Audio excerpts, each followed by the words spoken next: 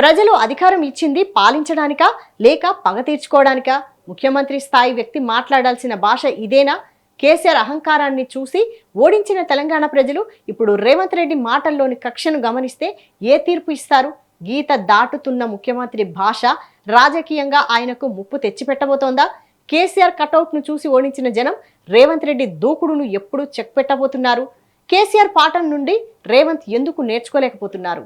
ఏమున్నది వీళ్ళ రక్తం జల్లితే పంటల మీద అదే పండుతుంది. గులాబీ అధినేత కేసీఆర్ పై రేవంత్ కు కోపం ఉండడం సహజమే.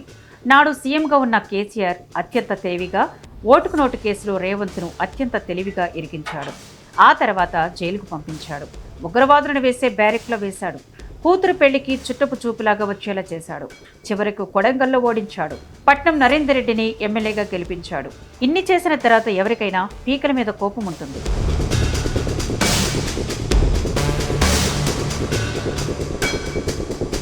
ఇవన్నీ మర్చిపోవడానికి రేవంత్ మామూలుడు కాదు. పైగా రేవంత్లో శిఖండి రాజకీయాలు ఉండవు.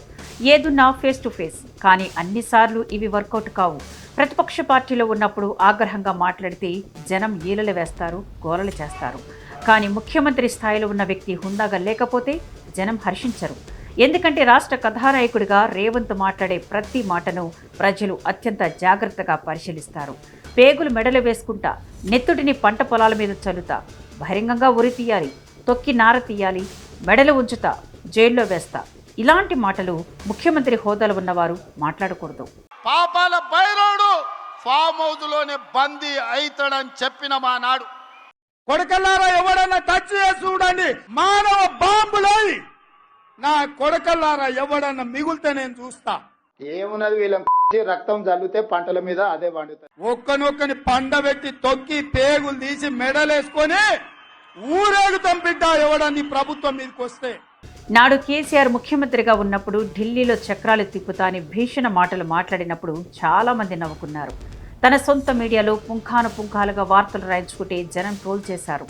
అయినా క్షేత్రస్థాయి పరిస్థితి అంచనా వేయకుండా కేసీఆర్ తనను తాను గొప్పగా ఊహించుకున్నారు.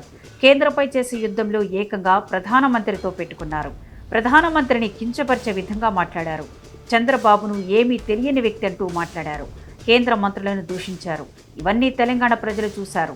సైలెంట్గా 2023 ఎన్నికల్లో ఓడించారు. 2024 పార్లమెంట్ ఎన్నికల్లో 0 ఫలితం ఇచ్చారు. ఉద్యమ నాయకుడిగా తెలంగాణలో కేసీఆర్కు గొప్ప పేరుంది. కనీసం ఆ ఉద్యమ నాయకుడిని కూడా చూడకుండా తెలంగాణ ప్రజలు తీర్పిచ్చారు.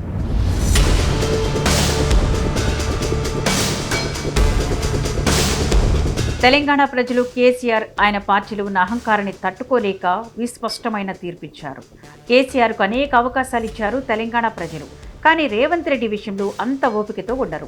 రేవంత్ మాట్లాడే భాష ఇప్పటికే జుగుప్సాకరంగా ఉంది. హిట్లర్ పేగులు మెడలో వేసుకుంటా, నెత్తుడితో పంట పొలాలు పారిస్తా, కొవ్వు ఎక్కువై కొట్టుకుంటున్నారు. ఇలాంటి మాటలు రేవంత్ మాట్లాడడం సహేతుకం కాదు. తెలంగాణ ప్రజలు కేసీఆర్కి ఇచ్చిన ఫలితాన్ని చూసి కూడా రేవంత్ మారకపోతే ఆ తదుపరి పరిణామాలు వేరే విధంగా ఉంటాయి.